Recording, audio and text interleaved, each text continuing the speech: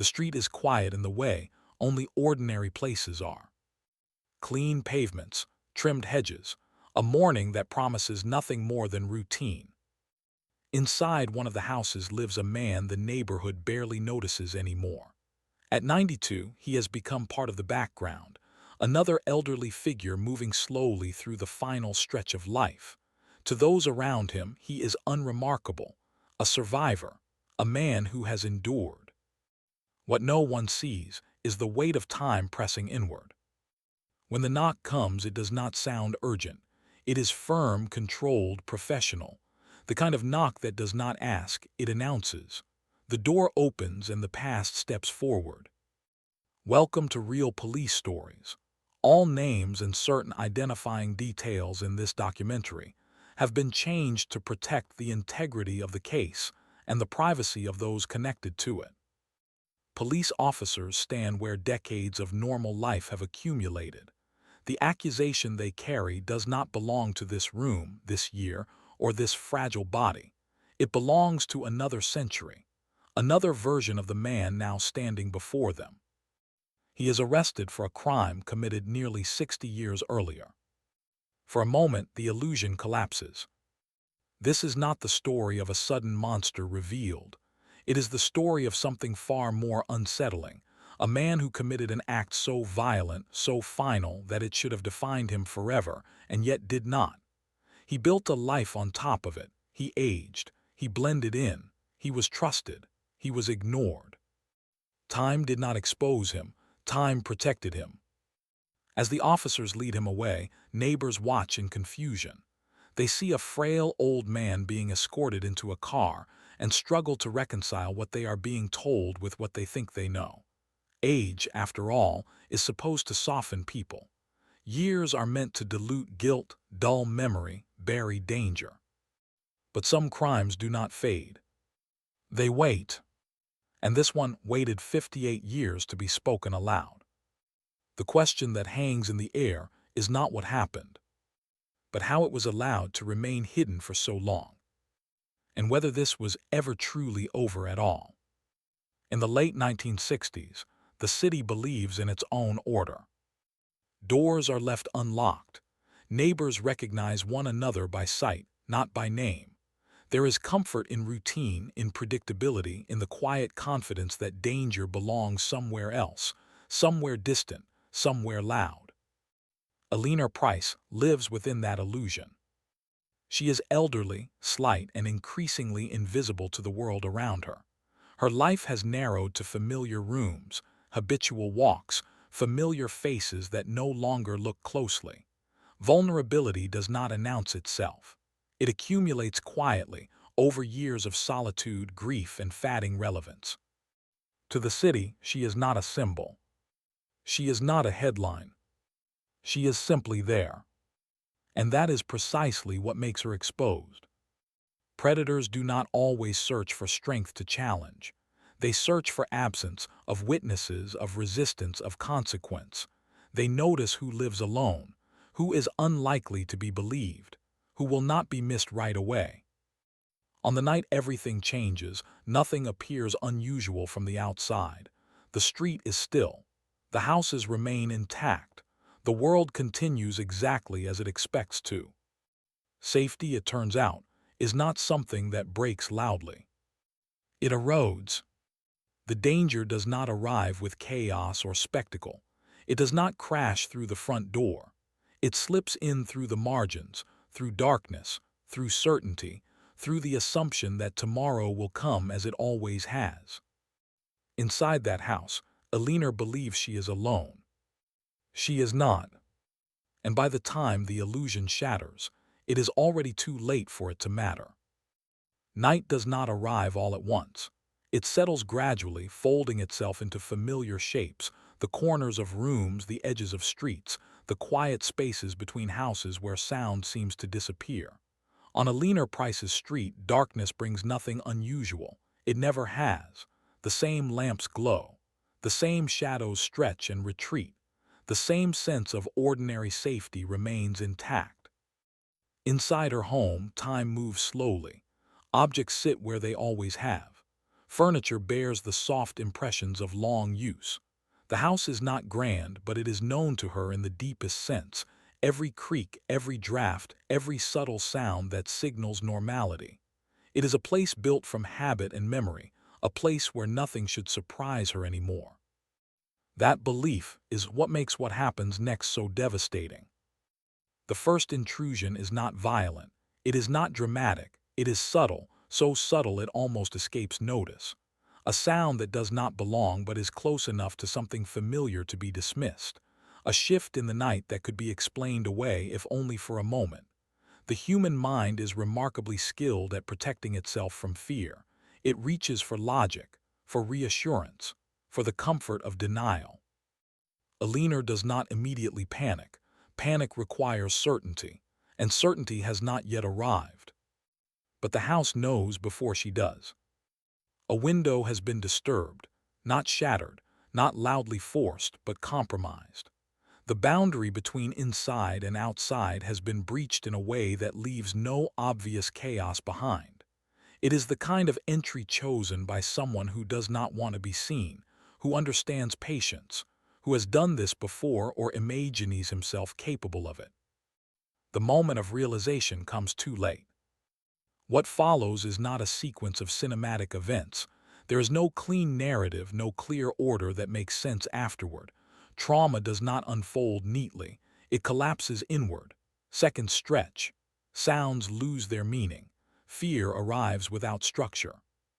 At some point in the darkness, Alina understands she is no longer alone. The scream that escapes her is brief, sharp, instinctive. It cuts through the night and then disappears, swallowed by walls and distance. Somewhere nearby, someone hears it, but not clearly enough, not long enough, not urgently enough. It becomes a sound without context, easy to explain away by morning. Inside the house, the world narrows. What happens there will later be reconstructed by others, by investigators, by pathologists, by people who were not present and never could be. They will rely on marks, on positions, on objects left behind. They will try to understand violence through stillness, terror through aftermath. But none of that captures the truth of the moment. The truth is that Alina is confronted with a force that does not recognize her humanity, not her age, not her history, not her fragility. Whatever meaning her life has carried until now holds no value to the person standing in her home. She is not seen as a person. She is seen as an opportunity. Time fractures. The body reacts before the mind can keep up. Fear becomes physical, tight, disorienting, overwhelming. The house that once represented safety becomes a closed system, trapping her inside a moment that will never fully release her. When it ends, it does not end cleanly. The intruder leaves behind a space that feels permanently altered, not just disturbed, but violated in a way that cannot be repaired. Objects are out of place, drawers opened, the subtle order of her life dismantled without care. The room itself seems to hold its breath. And Alina is left on the floor. By the time anyone else enters the house, the night has already moved on. The violence has condensed into silence. The moment has passed, but its imprint remains everywhere, on the room, on the air, on the memory of those who will soon be forced to see what cannot be unseen. Her death is not discovered immediately. There is a gap, small in hours, enormous in consequence, between what happened and when it is known. That gap is where speculation will later live, where doubt will grow, where the killer's escape becomes possible. When the body is found, the shock is absolute. A neighbor, someone who knew Alina only in passing, through routine and proximity, crosses a threshold that will change their life forever. The scene they encounter does not look like something that belongs on their street, in their community, in their understanding of the world. Police arrive. The house fills with movement, with voices, with procedures. But something vital has already vanished. The moment itself, the precise sequence of fear, resistance, and finality, belongs only to Alina and the person who took it from her. No reconstruction will ever fully recover it. No testimony will ever replace it. What remains is a question that will linger for decades. How could something so devastating happen so quietly?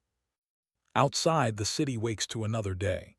Newspapers will soon reduce Alina's life to a headline, a crime, a statistic.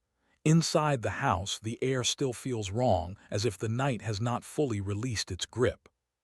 This is the point where the story becomes official, where Alina Price stops being a woman and becomes a case, and where the man responsible walks back into the world, carrying nothing that visibly marks what he has done, confident for now that the moment has ended. It has not. It has only begun. By morning, the house no longer belongs to Alina Price. It belongs to procedure.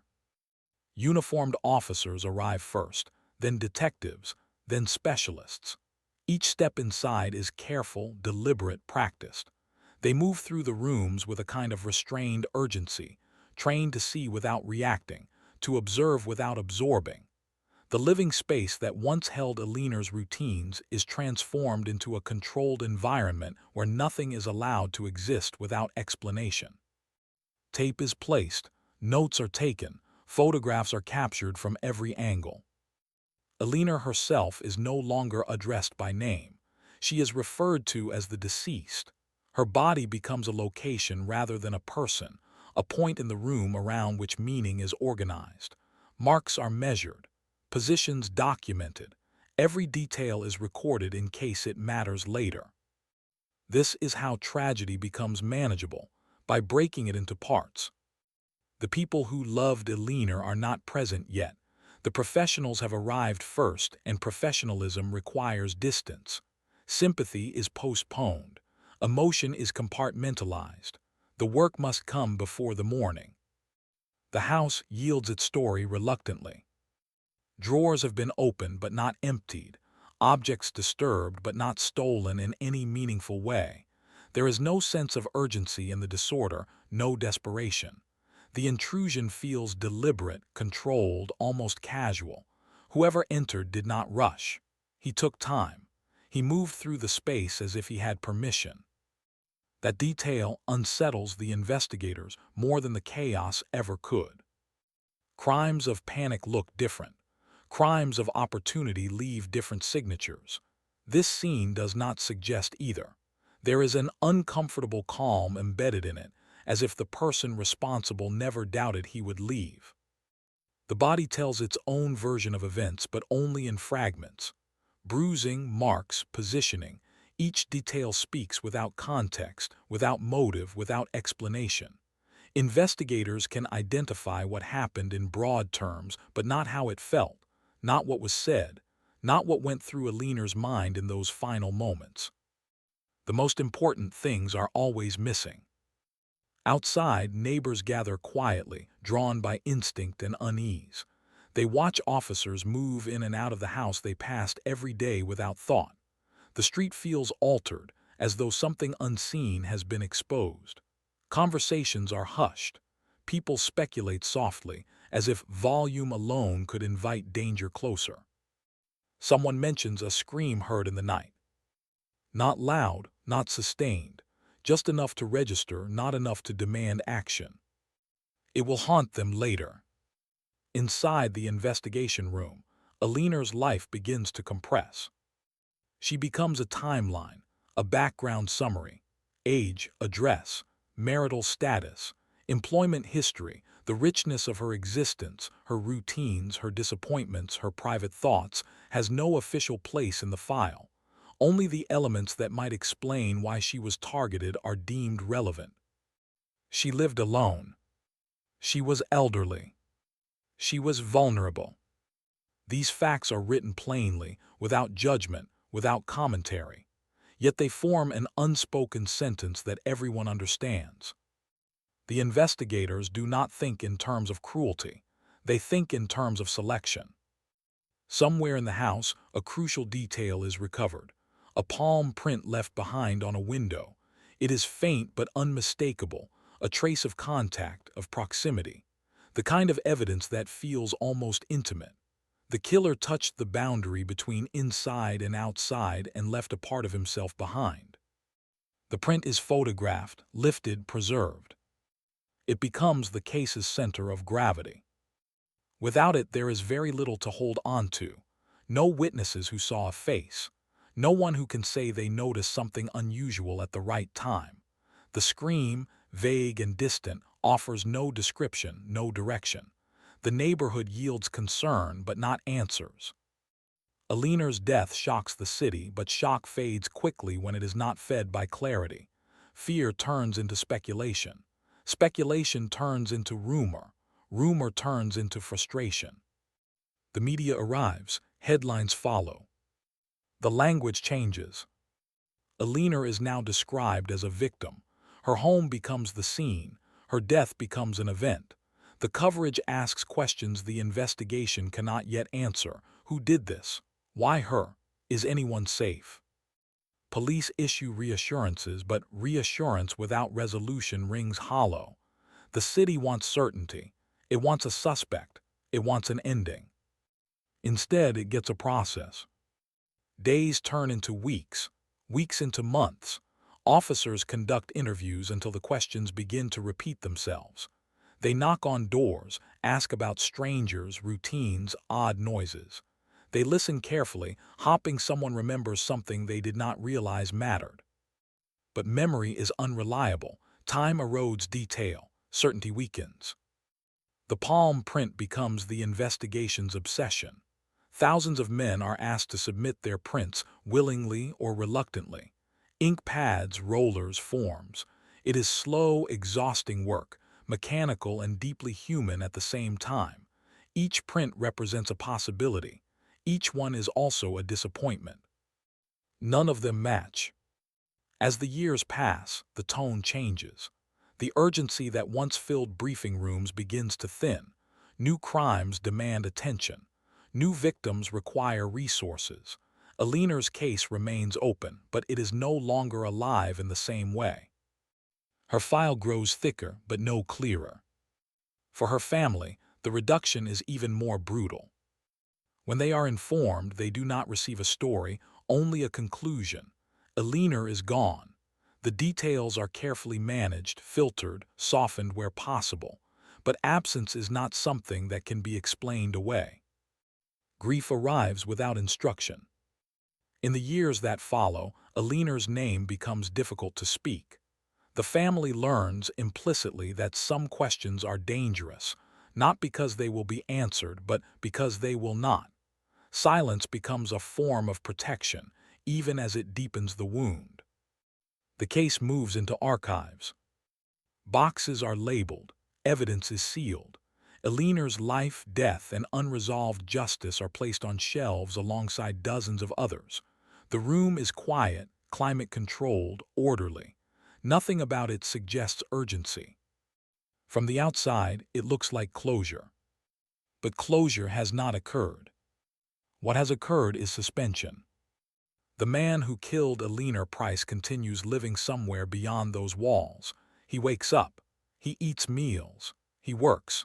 He forms relationships. He is not haunted in the way people expect monsters to be haunted. He is not visibly marked by guilt. The file does not follow him. It waits. And in that waiting, silent, patient, ignored, the truth remains intact, unchanged by time, waiting for a moment when someone will look again and refuse to let Aliner remain just another name on a box. For now she is reduced. But she is not gone. The fear does not arrive all at once. It seeps in slowly, threading itself through ordinary routines until nothing feels quite as secure as it once did. In the weeks after Aliner Price's murder, the city becomes hyper-aware of itself. Doors are checked twice. Windows that were once left open are now locked. People pause before stepping into darkened hallways, before answering unexpected knocks. Conversations change tone. What was once unspoken trust turns into cautious awareness. Everyone knows what happened, even if they do not know the details. The police presence is impossible to ignore. Patrol cars idle longer on residential streets. Officers walk neighborhoods with purpose, clipboards in hand, eyes scanning faces that now look back with suspicion rather than familiarity. The city feels watched but not protected, because the watching does not produce results. Inside police headquarters, the murder of Alina Price dominates briefings. Maps are pinned with markings, lists grow longer, timelines are revised again and again, searching for a fracture that might reveal something overlooked. The pressure is relentless, not only from the public but from within the force itself. This was not supposed to happen. A woman murdered in her own home strikes at something foundational. It challenges the idea that order is natural, that safety is earned through conformity and routine. If someone like Alina can be violated so completely, then the assumptions holding daily life together begin to fracture. Officers work long hours, fueled by urgency and frustration. They knock on doors that lead nowhere. They repeat the same questions, hoping fatigue might produce honesty or that memory might sharpen under pressure. They review statements, looking not for what is said, but for what might have been avoided. But the city gives them nothing solid to hold. The scream reported by a neighbor becomes a focal point. Investigators revisit it repeatedly, trying to extract clarity from something that was never clear to begin with. The time is uncertain, the direction vague, the listener unsure whether it was even real. It is the kind of detail that haunts an investigation because it almost matters. The palm print remains the singular anchor, the one piece of the crime that feels intentional rather than chaotic. Officers cling to it because it suggests proximity, confidence, physical presence. The killer did not simply pass through. He touched the boundary of Alina's world and left evidence of himself behind. Yet even that promise becomes a burden. The fingerprinting operation grows to a scale the city has never seen. Young men, older men, workers, students, thousands are processed, one by one. Ink stains hands and sinks.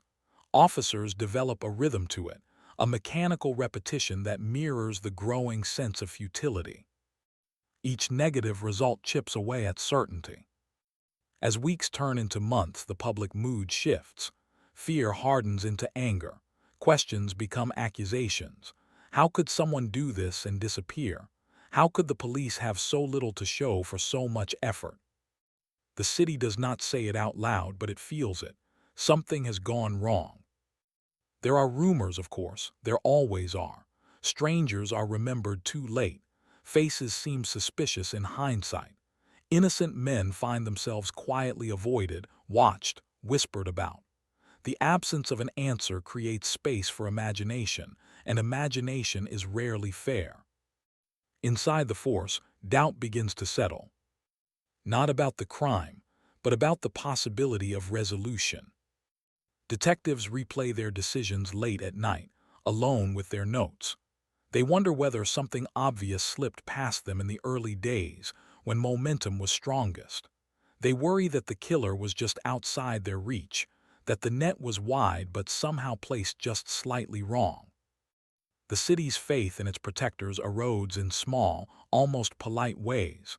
Cooperation thins, enthusiasm cools, the sense of collective urgency fades into resignation.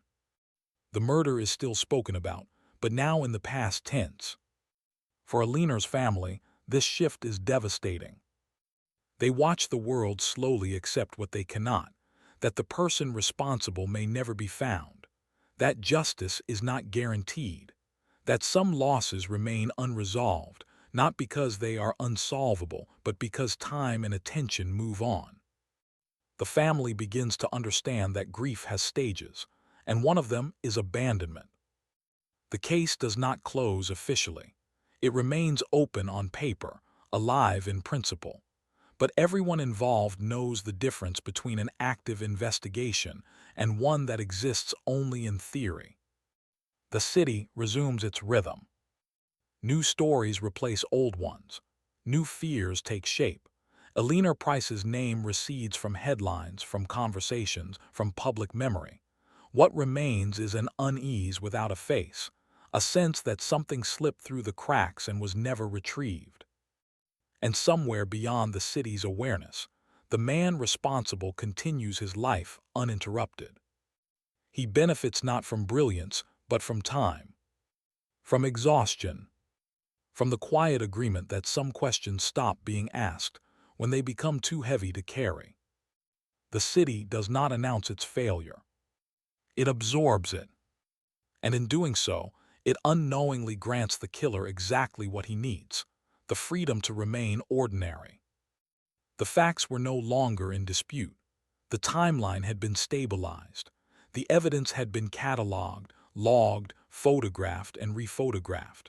What remained was the most unsettling terrain of any criminal case: the interior landscape of the person at the center of it. This was the phase investigators often dreaded, not because it lacked answers, but because the answers it offered were never clean. In the days after the key revelations, something strange settled over the case. There were no dramatic arrests, no chaotic press conferences, no frantic searches. Instead, there was quiet, a procedural stillness. Detectives returned to their desks. Analysts reviewed transcripts line by line. Psychologists were brought in not to diagnose for court but to interpret for understanding. Because what troubled investigators most was not rage, or panic, or impulse. It was composure. Witnesses described the subject as measured. Conversations recorded after the critical events showed no emotional spikes, no tremor in the voice, no accelerated breathing, no verbal leakage. Even when confronted with inconsistencies, the responses remained controlled, deliberate, almost rehearsed. This was not the behavior of someone overwhelmed by circumstance. It was the behavior of someone who had already decided how the story would be told. Experts began with the words. Every statement given, formal or casual, was stripped down and examined for pattern. What quickly emerged was not what was said, but how it was said. The subject rarely used direct ownership language. Not "I did." But what happened was. Not "she was hurt." But there were injuries. The human element was constantly abstracted. People became events.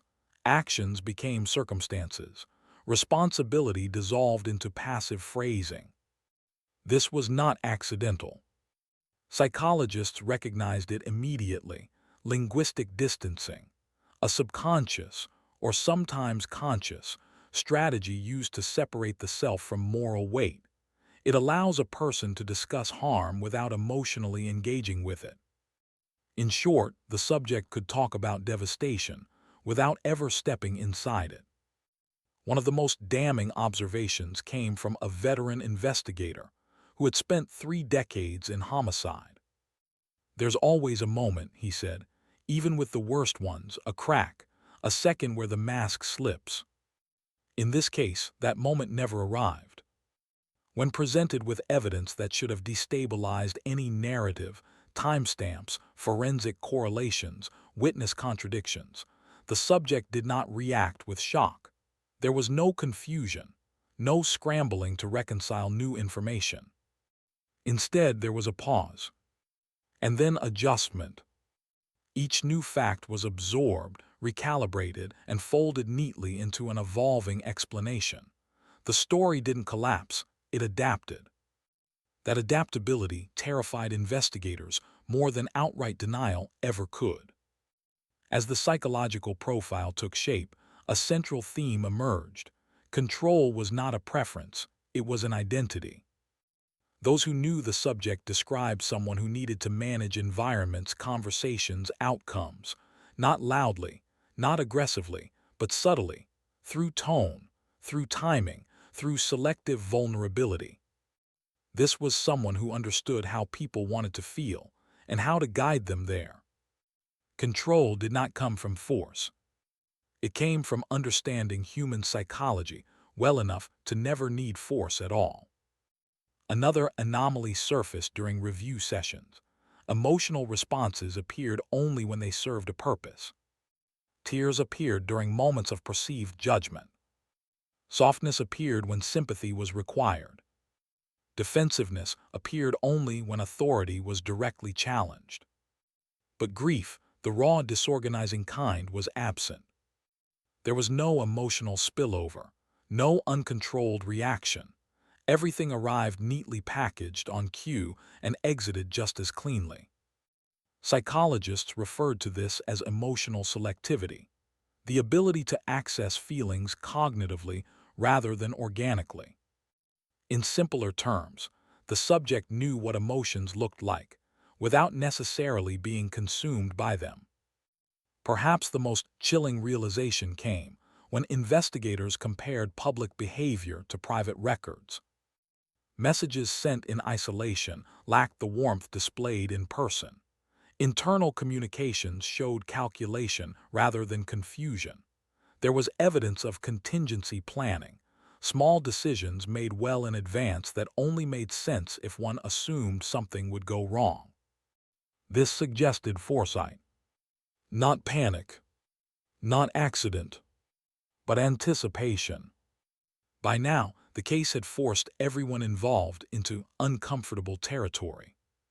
Because the question was no longer, did this person know? It was, how long had they been preparing to be believed?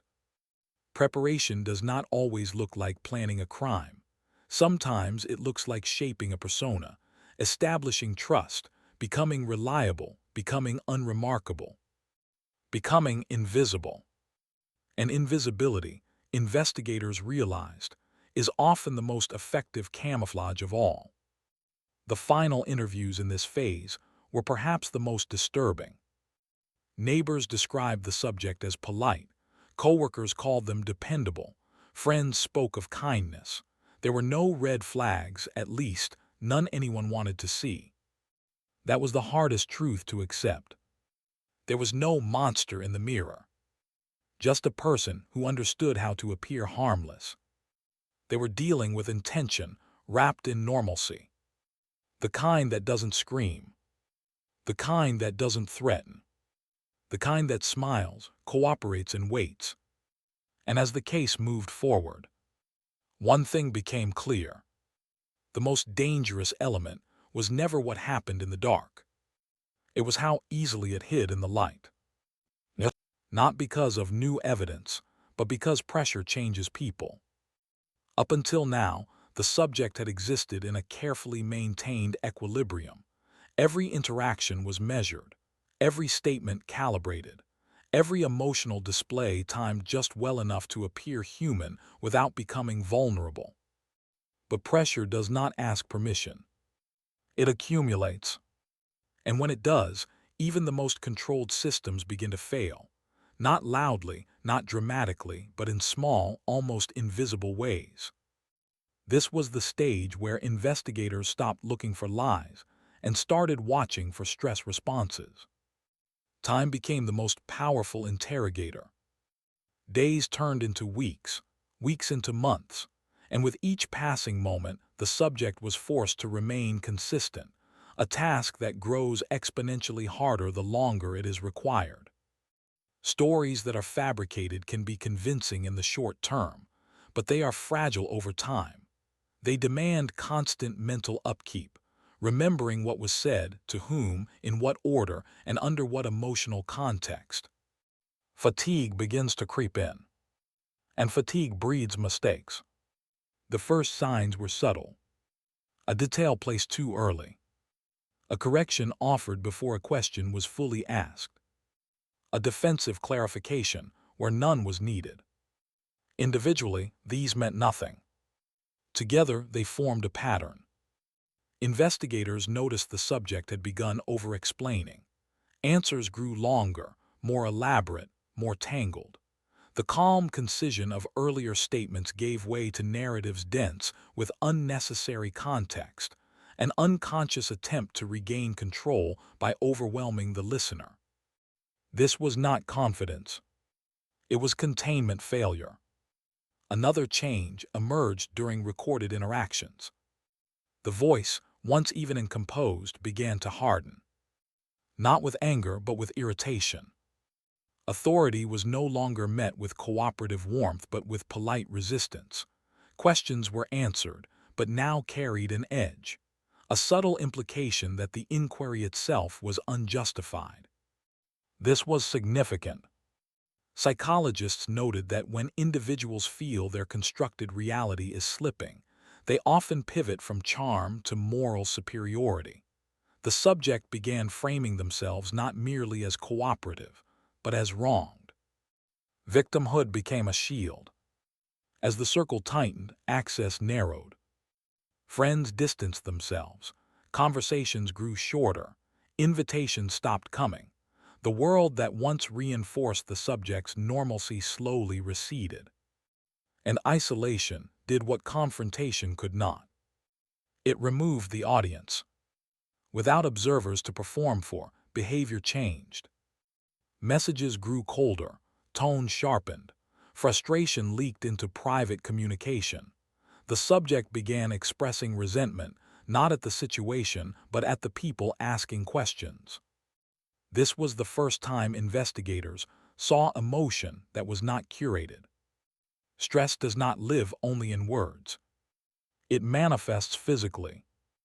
Observers noted changes, disrupted sleep patterns, weight fluctuation, restless movements during interviews. Small gestures, tapping fingers, tightening jaws, delayed responses, began to appear where there had once been stillness. The body, unlike language, is harder to rehearse. And it was beginning to speak. Investigators made a strategic decision. They would not confront the subject directly. No accusations. No raised voices. No dramatic reveals. Instead, they introduced ambiguity. Questions were framed without clear direction. Evidence was referenced obliquely. Silence was allowed to linger just a second longer than comfortable. The goal was not to provoke. It was to unsettle. And it worked. The subject began volunteering information unprompted, filling gaps that had not yet been identified. Each addition introduced new variables. Each clarification created new inconsistencies. The narrative was no longer evolving smoothly. It was unraveling. Then came the overreach. In an attempt to regain dominance over the story, the subject made a critical error. They assumed investigators knew less than they did. A statement was offered that contradicted physical evidence, evidence that had not yet been disclosed publicly. The contradiction was minor on the surface, but devastating in implication. It suggested awareness. Not suspicion. Not fear. But knowledge. For the first time, investigators didn't need to infer intent. It revealed itself. When this inconsistency was quietly documented, no immediate reaction followed. There was no arrest, no confrontation, no visible consequence. Just silence. The subject was released back into the waiting world, unaware that the narrative had finally crossed a line it could not retreat from. This silence was deliberate. Investigators understood that once someone realizes they've exposed themselves, panic follows, and panic accelerates collapse. In the days that followed, behavior shifted dramatically. Communication became erratic. Tones swung between defensive certainty and brittle reassurance. Attempts were made to reassert normalcy, social gestures that felt forced, public appearances that rang hollow.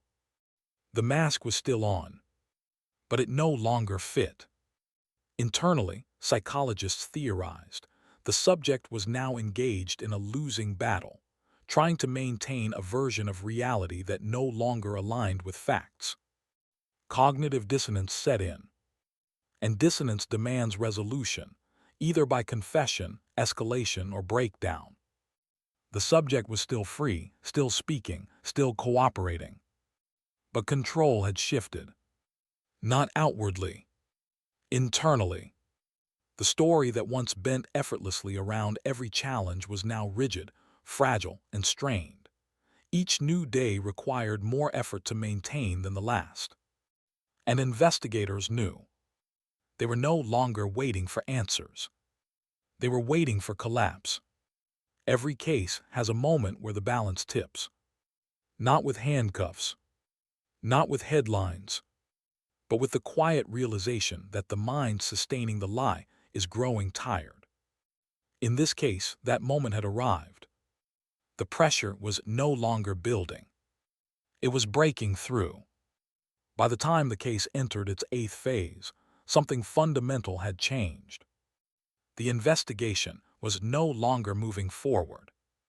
It was closing in.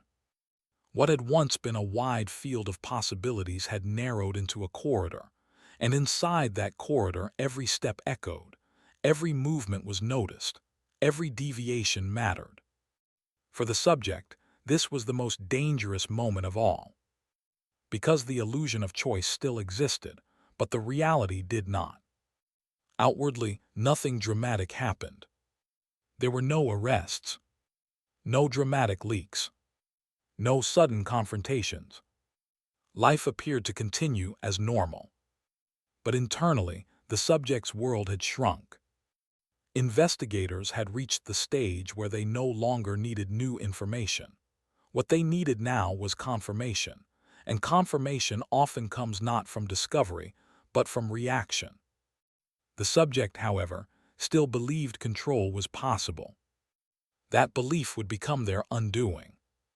Under sustained psychological pressure, a predictable impulse began to surface. The need to do something. Silence, once a weapon, now felt like a threat. Waiting felt dangerous. Inaction felt like exposure. And so the subject began making choices, not strategic ones but reactive ones. Messages were sent that didn't need to be sent. Explanations were offered without request. Old conversations were revisited and reframed. This behavior marked a shift. The subject was no longer responding to investigators. They were responding to fear. One of the most unsettling developments came during this phase. The subject began referencing details they had previously avoided, minor elements, sensory fragments, peripheral facts that had never been publicly discussed. These references were not explicit. They appeared as casual mentions, half-formed thoughts, comments delivered as though they were inconsequential. But investigators recognized the pattern. Under stress, the mind often returns to the moment of rupture, not emotionally, but cognitively. The subject was circling the event, replaying it, attempting to re-anchor their narrative in a way that still made sense to themselves. This was not confession. It was rehearsal. Another anomaly surfaced. The subject's sense of timing began to degrade. Events that had once been described with precise sequencing now blurred. Timelines shifted subtly. Durations stretched or compressed. Cause and effect loosened. This wasn't forgetfulness. It was psychological overload. Maintaining a false chronology requires constant mental effort, and under prolonged strain, the brain begins to prioritize survival over coherence. Accuracy becomes expendable. Consistency does not. And that distinction mattered. Eventually, the strain leaked beyond private interactions. Observers, friends, colleagues, acquaintances began noticing changes. The subject appeared distracted, irritable, preoccupied. Conversations felt performative, as though they were being delivered at people rather than shared with them. There was an edge now, a sharpness where there had once been smoothness. People began to pull away, not because they knew anything specific, but because something felt wrong. Normalcy, once so carefully constructed, was decaying in real time. This phase was marked by restraint on the part of law enforcement. They did not accelerate. They did not confront. They allowed the subject to continue operating under the belief that they were still steering events. This was intentional. Because the most revealing moments occur when someone believes they are correcting a situation, when in reality, they are documenting their own collapse. Then came the moment investigators had been waiting for. A decision made too quickly. An assumption made without verification. The subject attempted to preempt a development they believed was imminent, addressing a concern that had not yet surfaced, referencing a problem that had not been disclosed. In doing so, they crossed a line. This was no longer adaptation. It was anticipation. And anticipation implies foreknowledge. The mistake was small, almost forgettable, but it aligned perfectly with evidence already in hand. For investigators, it was enough. What followed was not immediate action, but internal destabilization. The subject sensed it. Responses slowed, confidence evaporated, communication became hesitant, fragmented, attempts at reassurance grew hollow. The mind that had once managed complexity with ease was now struggling to maintain even basic narrative stability. The psychological scaffolding was failing. And once it fails, everything it supports begins to fall. The investigation had reached a point where the subject's own behavior was supplying what evidence alone could not: intent, awareness, and motive woven together by pressure. The truth no longer needed to be forced. It was surfacing on its own. There is a moment in every psychological collapse where the mind realizes it can no longer outrun reality. Not because it has been caught, but because it is exhausted. By this stage, the subject was still walking free, but mentally cornered. Every thought led back to the same place. Every attempt at control tightened the trap. And somewhere beneath the rehearsed explanations and fatting composure, the truth was no longer being hidden. It was waiting. The investigation had reached a point that was no longer about pursuit, it was about inevitability. The long arc of decades of carefully constructed lies, of time-laden silence, had brought everyone to this one terrifying precipice. The subject's world, once expansive, orderly, seemingly normal, had been reduced to a single, narrow corridor, and at the end of that corridor there was nowhere left to hide. This was the phase where history collided with the present, where memory was no longer a refuge but a weapon, and where the weight of truth became too heavy for even the most composed mind to bear. Nearly 6 decades had passed since the original act, but the past had never been dormant. Every detail, every overlooked fragment of evidence had been quietly preserved, filed, labeled, stored in archives that the modern eye could now examine with a precision unthinkable in the 1960s. Time, which once worked in the subject's favor, had reversed itself. The decades that allowed him to remain unnoticed had also ensured that the techniques of forensic science could finally catch up. DNA, palm prints, and archival examination became the silent instruments of reckoning. But even with scientific certainty on the horizon, the investigation was as much about psychology as it was about evidence. The subject had survived on the assumption that identity could mask culpability, that normalcy could erase suspicion. That assumption would be tested to its absolute limit. The first confrontation with the subject in this final phase was understated but psychologically devastating. Investigators arrived not to accuse, but to observe, to measure reactions, to note hesitation, to track the microexpressions that reveal more than words ever could. And reactions came. Subtle at first, a pause too long, a blink too slow, a tightening of the jaw, then more overt, a shift in posture, a faltering of speech, the almost imperceptible tremor in a finger tapping against a table. The facade maintained for decades was beginning to fracture. Investigators had seen this pattern before in cases of long-term offenders. The prolonged stress of scrutiny forces the brain to betray itself. What had once been effortless control now required conscious effort, and every moment of effort increased the likelihood of error. Unlike earlier stages, there was no ambiguity here. Every piece of evidence pointed to a single truth. The subject had been directly involved. Palm prints, DNA profiles and location correlations left little room for doubt. But evidence alone cannot break someone. Many have survived stronger forensic proof by denying, evading, or exploiting procedural loopholes. What investigators now relied on was the psychological inevitability.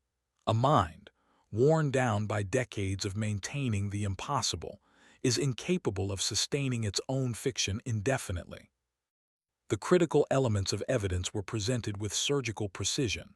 Items from the scene, once untouched, now subjected to modern chemical analysis, were laid out. Every trace of physical connection to the crime was illuminated. Each item became a mirror reflecting the subject's involvement, whether he acknowledged it or not. By this stage, the subject was profoundly isolated. Friends had grown distant. Social structures that once reinforced the illusion of normalcy had dissolved. Without observers to perform for, the carefully curated self began to show cracks. Behavior became erratic. Overcorrections replaced calm control. Explanations multiplied unnecessarily. Subtle contradictions emerged, each small but cumulatively devastating. It was as if the mind itself had become a maze, and every turn led inevitably back to confession, if not in words, then in the language of behavior. The psychological net had tightened. Every option, every possible escape, had been removed not by force but by relentless observation and the inexorable pressure of time. The subject's first overt slip came during a routine interview. In an attempt to assert control, he offered information about a peripheral event, something that had no bearing on the immediate line of questioning. It was meant to demonstrate knowledge, awareness, and composure. Instead, it revealed a critical truth: awareness without exposure. Investigators recognized it immediately. He had crossed an invisible boundary. What followed was not a confession, but a subtle unraveling. Hesitation in speech, misalignment of facts, and the faint but unmistakable signs of stress betraying the careful persona he had maintained for decades. At that moment, the balance shifted. The subject was no longer in command of perception. Instead, he was responding to it. And response under scrutiny is a dangerous thing for anyone who has spent a lifetime managing impressions. The culmination of this phase was as much judicial as psychological. Arrests were imminent. Court dates were set. Evidence, now irrefutable, was ready to be presented in full. But the unique element of this case lay in its temporal complexity. Decades had passed, witnesses had aged, memories had faded, and the law had to reconcile the past with the present. Psychologists were brought in to provide insight into the subject's behavior, to contextualize inconsistencies, and demonstrate the cognitive strain involved in maintaining a false narrative for so long. Their testimony was not just clinical, it was narratively compelling, illustrating for the court how decades of control, composure, and isolation had shaped a mind capable of extreme deception, and yet now vulnerable to collapse. The stage was set. Every element, physical evidence, witness testimony, and behavioral analysis converged to form a cohesive narrative. The past, once fragmented and distant, was about to become immediate, undeniable, and inescapable. Observers and investigators alike began to describe the case not merely as a prosecution, but as a study in human psychology. How normalcy can mask evil, how decades of social camouflage can obscure truth, and how the mind, under sustained pressure, inevitably begins to fracture.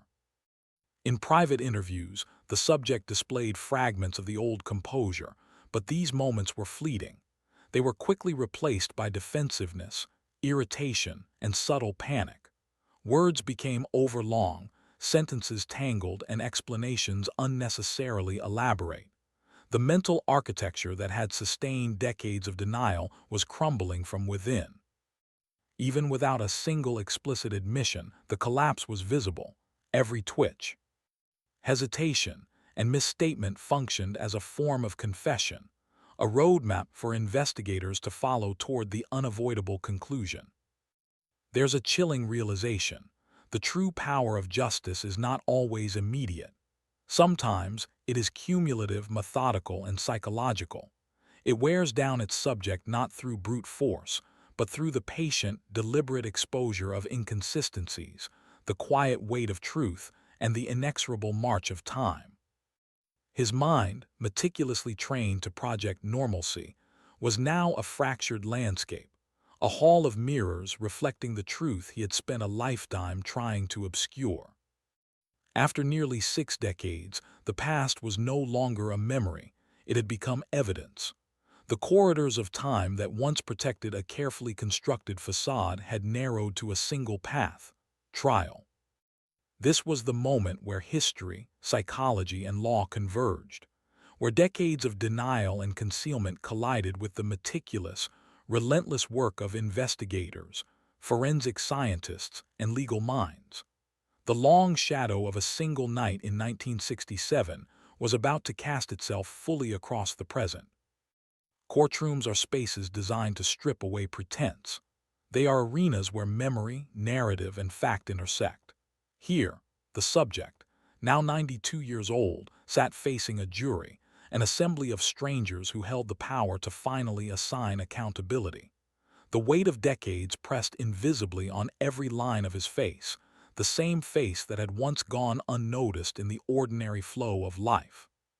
For the prosecution, the case was unprecedented.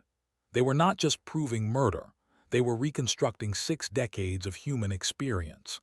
They presented forensic evidence with precision: DNA matched to items preserved for decades, palm prints that tied the suspect to the scene, and the meticulous chronology of events reconstructed from archival records. The courtroom became a stage for the intersection of science and human memory. Witnesses, now elderly themselves, recounted what they remembered, the smallest details carrying enormous weight. Every statement, every photograph, every artifact from the crime scene formed a latticework of truth that the defense could not dismantle. What set this trial apart was not only the evidence but the psychological portrait presented. Expert witnesses described the pressures of maintaining a lie over decades, the cognitive strain required to keep facts straight, the way isolation and the passage of time can distort perception. The jury was asked to consider not just what the subject had done, but how he had sustained the illusion of normalcy for so long. This was a study in human deception, how charm, routine, and the slow erosion of moral accountability can cloak unspeakable acts. And within this context, the defendant remained silent. Answers, when given, were clipped. Denials were methodical, almost rehearsed. But the cracks, those subtle signs of stress and misalignment, accumulated over years of concealment, were impossible to hide entirely. The prosecution carefully reconstructed the night of the murder. Using diagrams, photographs, and forensic testimony, they showed how the crime unfolded: the broken window, the movement through the house, the assault, and the fatal violence. Details that had once been locked away in dusty archives were now vivid, undeniable, and haunting. Forensic analysis of the victim's clothing revealed traces of semen. Modern techniques extracted DNA profiles that matched the suspect perfectly, creating a bridge across decades. Even minor inconsistencies in earlier statements by the defendant were highlighted, showing a pattern of avoidance and partial truth that spoke louder than words. Importantly, prior convictions for sexual assault against elderly women were admitted. These cases, though separated by years and geography, revealed behavioral patterns, methods, and tendencies that mirrored the original crime. The jury saw not isolated incidents, but a continuum of predation, calculated and deliberate. The defense framed the defendant as a man of previously good character, emphasizing age, frailty, and the passage of time. They argued that the assaults in later life were aberrations, that his earlier life had shown no violence, and that the enormity of the present case was out of proportion to the man now sitting quietly in the dock. But evidence cannot be undone by argument. DNA does not lie. Palm prints do not misremember. And the victim's story, once silenced by time and fear, now spoke clearly, amplified through the voices of witnesses and the scientific certainty of the evidence. Every attempt to contextualize or mitigate was countered by the sheer weight of decades of unbroken facts. The timeline was reconstructed, the methods compared, and the psychological profile affirmed. The jury did not merely hear the story, they were immersed in it. Outside the courtroom, the ripples of this trial were profound. Family members of the victim, long denied justice, watched decades of uncertainty crystallize into clarity. Grandchildren, now adults, finally saw the truth acknowledged. For the city itself, scarred by the murder nearly 60 years earlier, the trial was a reckoning, an acknowledgement that time does not erase atrocity. For the investigators and forensic teams, this was vindication. Every painstaking hour of archival research, every technological breakthrough, every behavioral observation had led to this point. The psychological strategies employed over the preceding months were validated. Pressure, observation, and patient exposure had drawn truth from decades of silence. And then it came. The jury deliberated. Minutes stretched into hours. Each question, each discussion weighed against decades of evidence. Finally, the foreperson rose, voice steady, words deliberate, guilty on all counts. The courtroom was silent. The defendant, expressionless, absorbed the words as though they were part of an abstract story rather than a declaration about his own life. For the families, for the city, for the investigators, the weight of closure was profound. Justice, delayed but relentless, had arrived. The sentencing reflected both the severity of the crimes and the extraordinary circumstances of the case. Life imprisonment was imposed, affirming that even decades later, accountability cannot be evaded. Appeals would come, as they always do, but the moral and legal certainty of this moment could not be undone. For the psychological observers, the trial offered lessons that extended beyond the specifics of this case. The fragility of deception, the inevitability of exposure under sustained scrutiny, and the ways in which time, while a shield, can also become a crucible. For the public, the story became a cautionary tale, not just of crime, but of vigilance, persistence, and the unyielding pursuit of truth. Nearly 60 years had passed since the night of the murder. 6 decades of uncertainty, fear, and unanswered questions. And yet, in the end, the machinery of justice, human, technological, and psychological, had converged to pierce the shadow of time. The subject's life, once ordinary, now bore the indelible mark of accountability. The victim, long silenced, had her story affirmed, and the city, scarred by history, could finally begin to heal. In the final analysis, this was more than a story of crime solved. It was a study in human persistence, in the ways in which truth, though delayed, ultimately finds its way into the light. And it was a stark reminder. No matter how long, no